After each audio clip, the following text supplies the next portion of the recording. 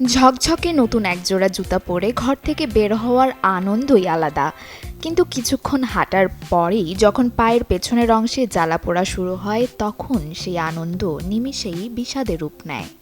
বিশেষ করে শক্ত চামড়া বা আনকোড়া নতুন জুতার ঘর্ষণে পায়ে যে ফোস্কা পড়ে তা পরবর্তী কয়েক দিনের স্বাভাবিক হাঁটা চলাকেও থমকে দেয়।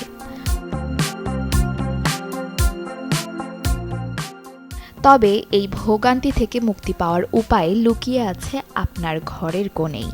নতুন জুতা প্রথমবার ব্যবহারের আগে রাতে পুরো জুতায় ভালো করে নারিকেল তেল বা পেট্রোলিয়াম জেলি মাখিয়ে রাখা যেতে পারে। এতে জুতার শক্ত তন্তুগুলো নরম হয়ে আসে। সকালে ব্যবহারের আগে বাড়তি তেল বা জেলি কাপড় দিয়ে মুছে নিলে চামড়া আর পায়ের ত্বকের ঘর্ষণ কমে যায়। এছাড়া জুতা পরার আগে পায়ে কিছুটা ময়শ্চারাইজার মেখে নিলে তা সুরক্ষা কবচ হিসেবে কাজ করবে।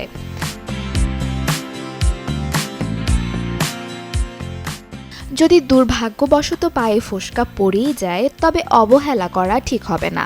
জ্বালাপোড়া কমাতে বরফ ঘষা যেতে পারে, কিংবা টুথপেস্টের প্রলেপ দিলেও দ্রুত আরাম মেলে। ঘরোয়া দাওয়াই হিসেবে মধু এবং অ্যালোভেরা জেলও অত্যন্ত কার্যকর, যা দিনে 2 থেকে 3 বার ক্ষতে লাগালে তা দ্রুত শুকিয়ে আসে। জুতা নির্বাচনের সময় সঠিক মাপ এবং আরামের দিকে খেয়াল রাখা যেরকম জরুরি, তেমনি ব্যবহারের আগে এই ছোট্ট প্রস্তুতিগুলো আপনার চলার পথকে করতে পারে স্বস্তিদায়ক। Desk report, channel 24।